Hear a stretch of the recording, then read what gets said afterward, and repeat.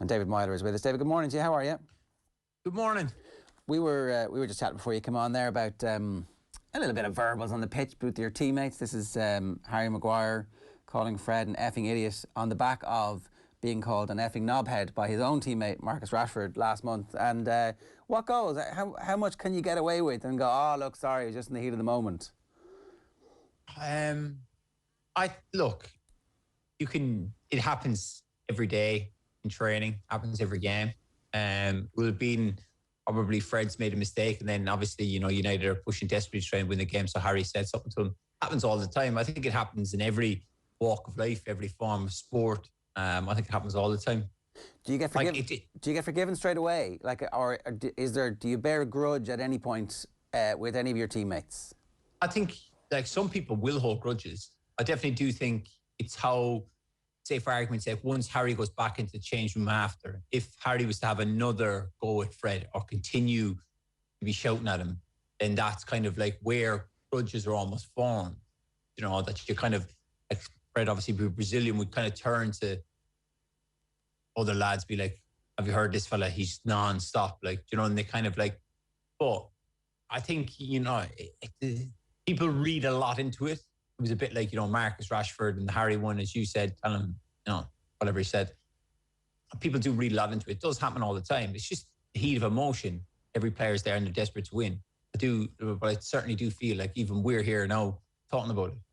That it's like, it does happen. Of course, in sport, it's common. Fellas are, always shouting and roaring at one another. That's just emotions. They're there and they're desperate to win. That's their job for Manchester United. Sometimes tempers do boil over. Just for the record, I don't think it's a big deal at all, but I'm really interested in how much you can get away with. And certain players, I presume, have reputations that they're just a bit mouthy and it doesn't mean anything. But then I presume there are other players who, if they do call you something, you're like, what? Hang on a second. What? I wouldn't say Harry's mouthy. From my time playing with him, he was never one to be shouting and roaring. Obviously, every now and then he'd have a moan. Everyone, that's normal, but I wouldn't strike Harry as the one. Of course, look, in the few years since I played with him, he's done really well at Leicester. Then he's gone on, he's captain Manchester United. So he's obviously developed his character. Obviously, he's captain. But he was never one to be grabbing lads or screaming and roaring. It's these fellas are here and they're desperate to win. Emotions do take over. Some of the worst ones are in the five-a-sides in training. That's really hot. Cause obviously you're playing against your teammates. Do you know what I mean? So there's great rivalry in those games. We used to always play young v old on a Friday, and the young lads used to take it proper serious, because you wanted to beat the older, experienced ones, and that got heated. Things were said, tackles flew in. Some of those games were proper fascinating, where, like I said, tempers do boil over. Which is good though. I think look, you can have certain players who don't like it, and like you said, they hold a grudge, and then they start looking at teammates differently. Others revel in it, and it inspires them and it drives them on to do better. What's the worst thing a teammate's ever said to you on the pitch? Do you know what? I don't know what the worst a teammate has said to me. I do remember years ago when I played against Manchester City with Sunderland. I'll never forget it, just because it's one of those standout things that I couldn't believe someone said it to me. But I've been involved in kind of a tackling with Gareth Barry, and we've had coming together. He said some verbal to me, I said some verbal back to him. And then I was thinking, in that split second, that kind of pause, you have someone who's played X amount of games in the Premier League. A million. He's won trophies. Yeah, he's done so much. And he just went, "You're ugly." And I remember turning to him kind of going, "Is that it? Is that the best you can give me?" I just laughed. I was I was expecting him even to bring up say money, his appearances. I don't think Gareth Barry's that type of, I don't know him, but at that age you're kind of thinking you could bring up your appearances, your money, your medals, everything. He just went, "You're ugly." And I was like, that's thrown off my head. In regards to a teammate, suppose I've been called stupid a couple of times. I do remember a funny one when I was at Hull. We were obviously going for promotion the first year I was there in 12-13. And we had played Barnsley away, and if we'd won the game, we were promoted. We ended up losing 2-0. We took like 5,000 fans away to Oakwell and all that, and all this big hype, and we lost. And we were leading to the Cardiff game, which is the final game of the season, knowing if we won, we got promoted. So training was like at a high level of intensity. I remember I was demanding the ball off Abdoulaye Faye. If you remember him, he was centre-half. He played with Stoke and Newcastle and whatever. And in the middle of the session, he just stopped. And he put his foot in the ball and he picked the ball up into his hands.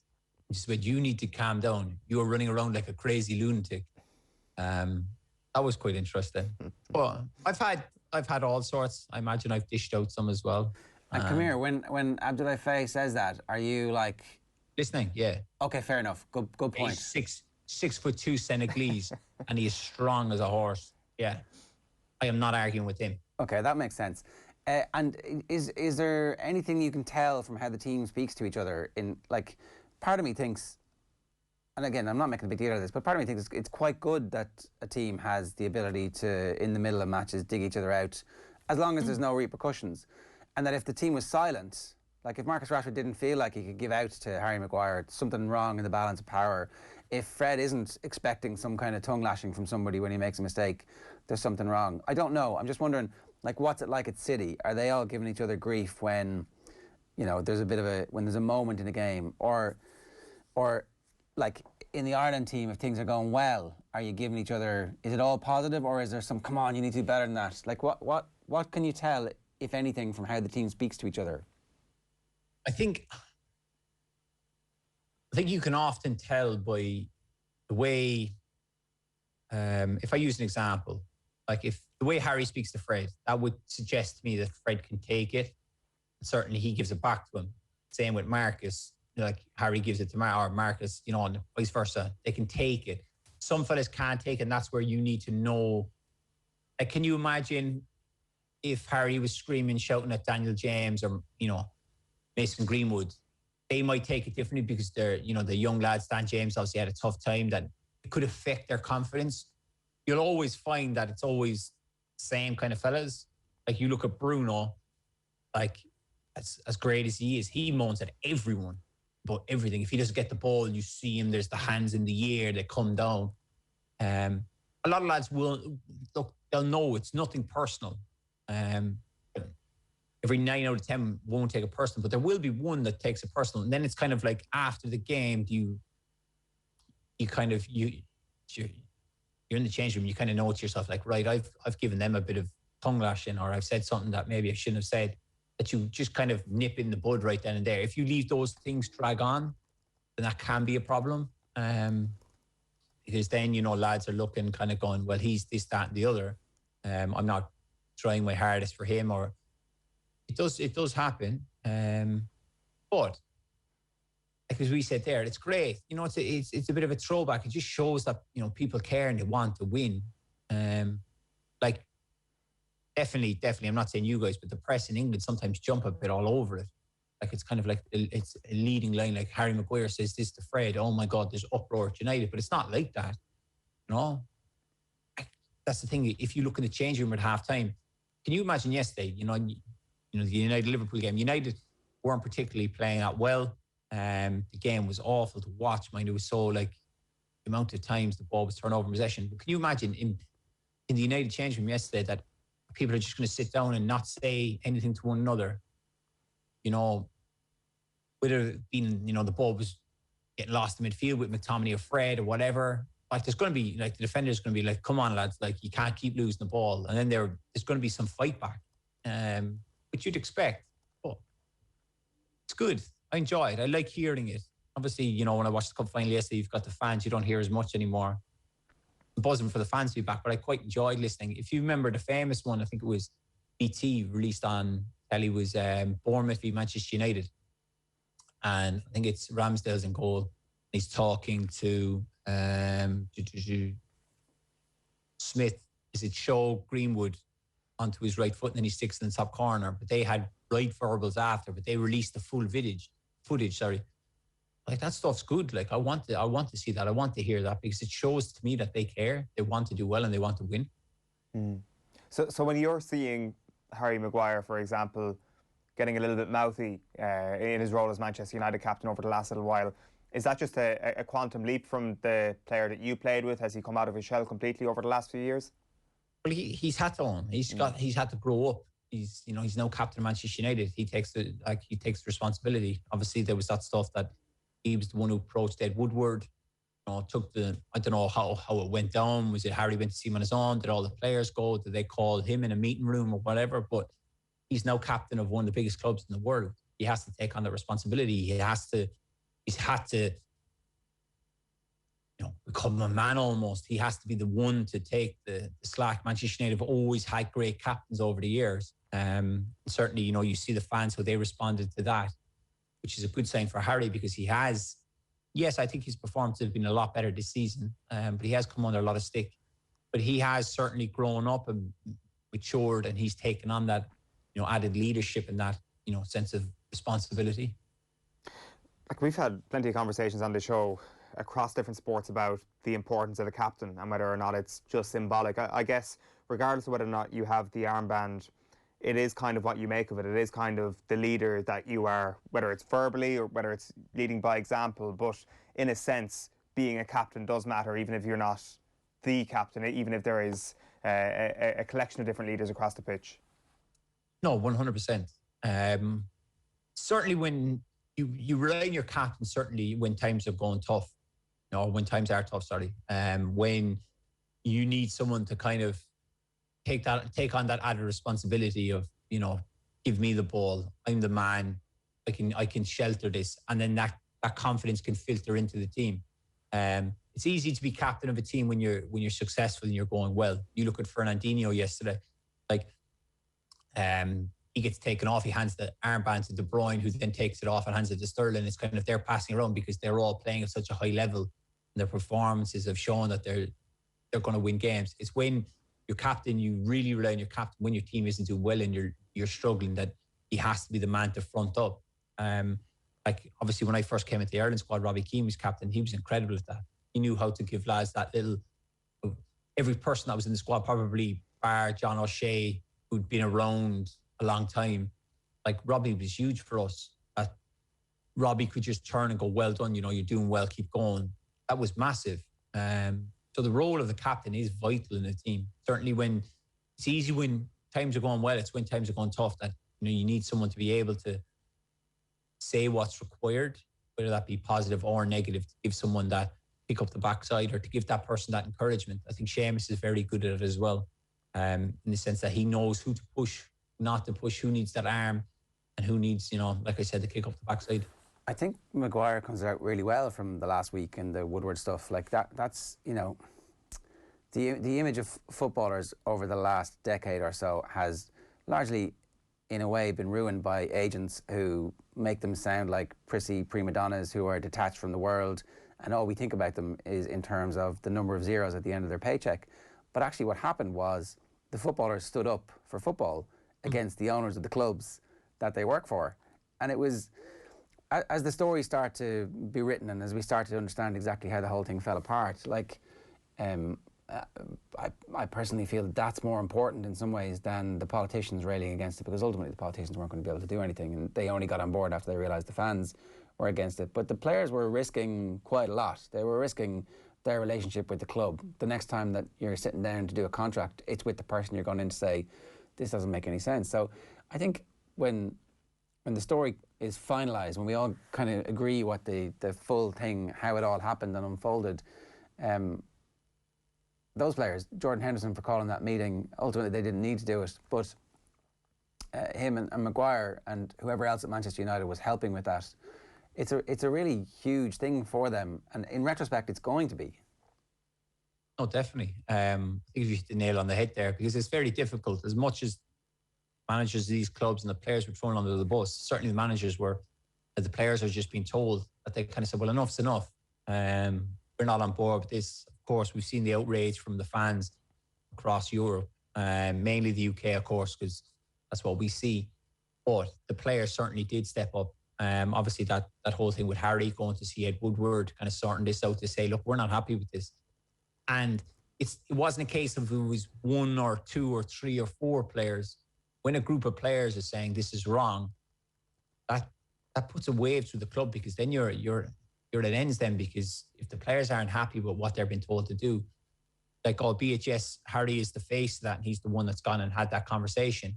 If he's got the backing of the rest of the team, that's a huge problem, because you're inevitably trying to get players to do something they don't want to do, and that can only go for so long. And if it's one or two players, they could look to say, right in the summer, we can move them on and get rid of them for creating the noise. But when it's a group, a squad, can you imagine if, as much as there was the uproar for the fans, but then if the club had turned on the players in certain circumstances, that would have added even more outrage.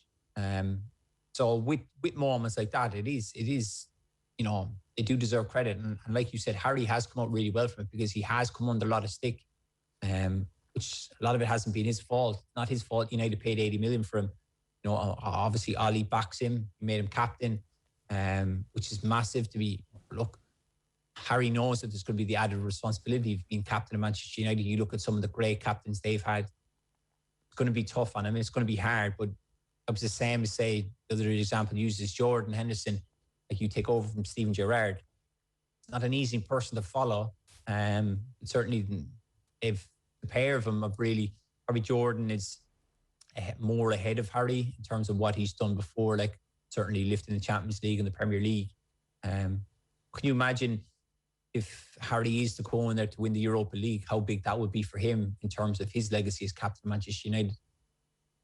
Does the weekend's football make you want football even more football even more? The layer upon layer of games that we've got all season.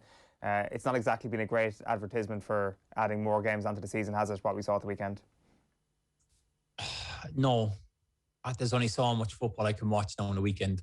It's just too much on. But then again, look at the circumstances we're in with the, you know, I know we're at the back end of the pandemic over here. Certainly, it's just every game is on television and you're only kind of picking out certain games. I think now once fans start to get back into stadiums, you've seen yesterday with the League Cup final, just 8,000 in Wembley, to think that holds whatever it is, 95,000, that they made a noise. And, you know, you can see all the players, the managers after speaking how great it was to have them back. Once fans start getting back into stadiums, obviously I think the old TV companies will plug back the games. They won't have as many on. I think they've just kind of more or less done it for the pandemic. And I'm certainly looking forward to being able to go to more games. But I don't think we can sit down and watch 4 or 5 games on a Sunday anymore. If you're Daniel Levy, do you regret how the last week went? Because all of a sudden you were open to questions about whether or not Jose Mourinho should have been sacked last week. Such a tough one, isn't it? You know, you're kind of, as people have said, like if you're a Spurs fan and going into this cup final, you're looking for a manager to go and produce a performance against Pep Guardiola in a cup competition to, you know, put on this managerial masterclass of finding a way to defeat them. Kind of fella you'd look for is Jose Mourinho. I definitely do think there's more going on behind the scenes. There's been a lot of rumours about that positioning in the table meant his payoff was so much.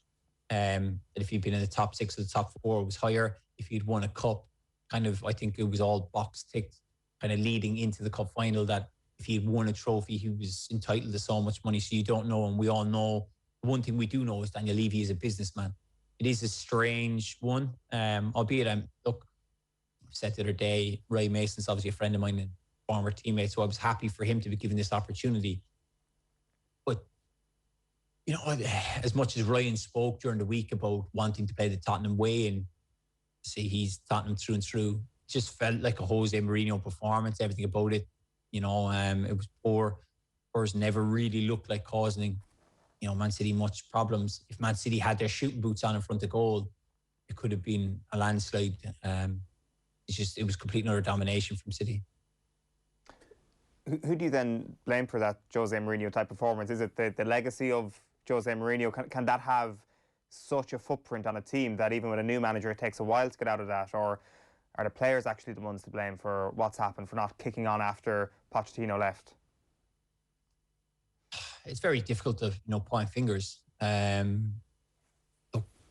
there was many times it was highlighted that, Pochettino shouldn't give money to invest or reinvest, in the squad to add new players to kind of take them on to the next level.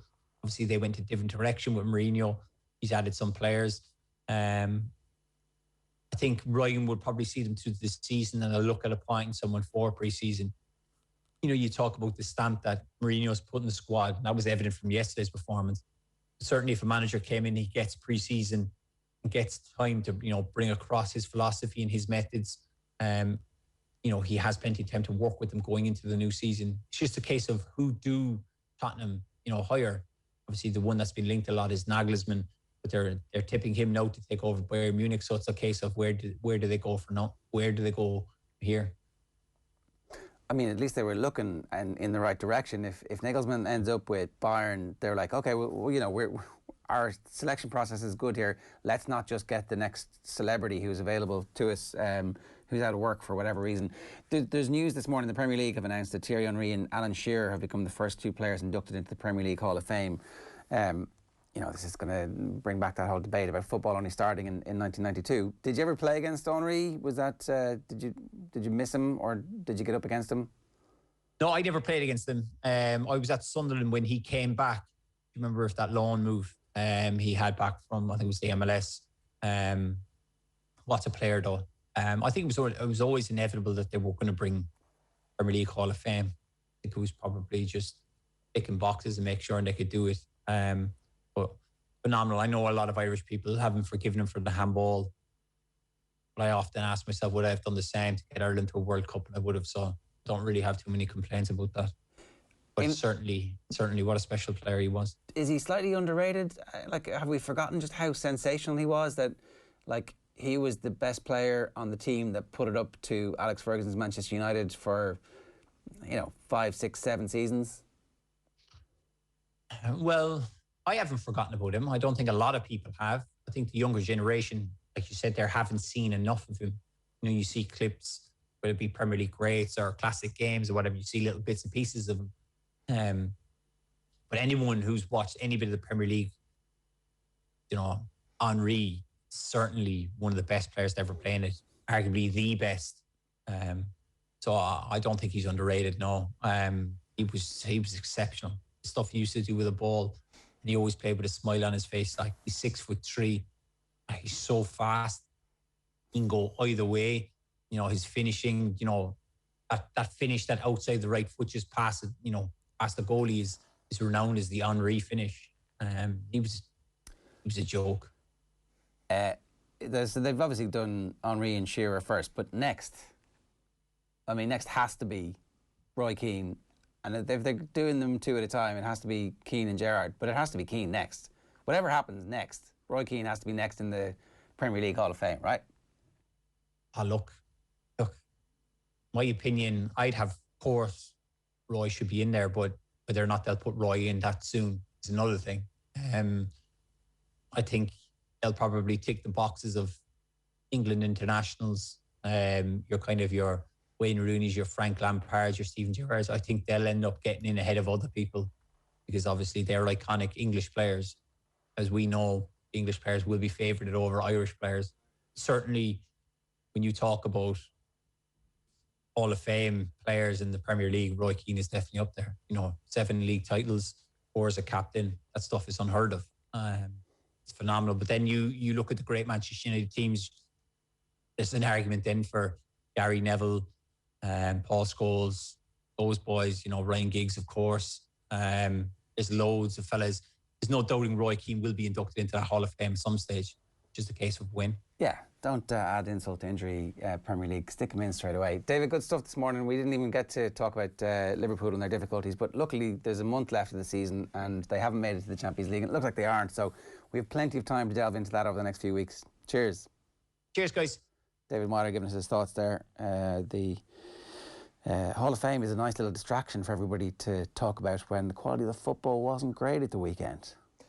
This is, it's a good idea because at this point every year, people tend to maybe lose a little bit of interest in the Premier League. It doesn't help when you got a terrible weekend to look back on, but I do think very regularly you get a bit of a procession to the title, and having this sort of conversation in and around March or April every year wouldn't be a bad move from the Premier League standpoint. So they're kind of moving with the times a little bit. I think anything that you see in American sports, there's always going to be some variation of it over here. Ah, but what was it Big Sam said? We're Britain, not America. Well, Big Sam gets inducted into the Premier League Hall of Fame. He will happily wave his Union Jack. I mean, that's a good question, right? So if they're going to put managers in, does Big Sam make it? Never been relegated. This season he's going to get relegated. That last-minute equaliser for Villa last night. Well, actually, you talk about Roy Keane being the next man in. The next man in should be Alex Ferguson. If they're going to do managers, if they're maybe not, but well, if they're doing managers, you put, and if they're doing them two at a time, Ferguson and Wenger. You do, and you got to put Jose in. You got Jose 100% in there, but his story ain't fully told yet. Maybe. No, that's true. So they've got to be retired, and there should be a time limit on when they're retired. I mean, look, I think that it's clear they'll put Beckham in before Keane. Here we are talking about it, getting sucked in. Look at how easily we're distracted. I'm here for it. I'm absolutely going to get sucked in by this and talk about it. 14 minutes past 8 this morning. The comments coming in thick and fast. Bonnie asks, what's a fair punishment for the greedy six? The greedy six are being praised for the speed at which they got back on board by UEFA at this point. So I don't think there's going to be any punishment for those clubs. I think that the piss and vinegar of the annoyance is dying out slowly because the football came back. Champions League this week. Imagine if there's two English teams in the Champions League final. It's possible. It is possible that there might be two English teams in the Champions League final. What's going to happen at that point? Well, will everybody be saying, oh, these clubs need to not be allowed to play in this competition next year, so we'll punish the fans and players? I can't see there being any punishment. They've taken their various executives off some high-powered committees in the Premier League. They'll be back on next year because by ostracising them and isolating them further, you're just going to make them talk to each other more and go, well, it didn't work out this time. What are we going to do next time? So I don't know. Yeah, like, I mean, the move here is to absolutely take what you've got and run, because they're backtracking, and they have been backtracking for the last week, those Premier League executives. If you give them a further punishment, all of a sudden they feel that they need to get their revenge as well. They'll start to get pissed off. It's not fair, but that's how they'll start to think, and the likelihood of this rearing its head again would be higher. A transfer ban would be pretty amazing if they could do that. Wayne Ryan says, Bielsa for Spurs, please. Imagine yesterday if he had that team. I mean, Bielsa for Spurs would be an incredible experiment, but one that I can't see Daniel Levy getting into at this point. It's 15 minutes past 8. We'd love to hear from you. 0879 180 180. OTB AM live in association with Gillette. Good morning. Start with Gillette, giving you the confidence to tackle the day ahead. We're going to be talking plenty of rugby on the show and loads more. Irish rugby star Stacey Flood's going to join us next. We've got Alan Quinlan a little bit later on. We've got the Gillette Power Rankings and loads more to come. Stay tuned.